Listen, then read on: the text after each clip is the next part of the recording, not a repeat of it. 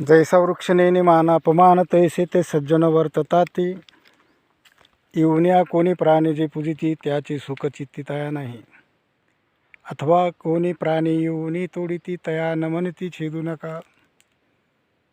निंदा स्तुती सममानिती ते संत पूर्ण धैर्यवंत साधू ऐसे.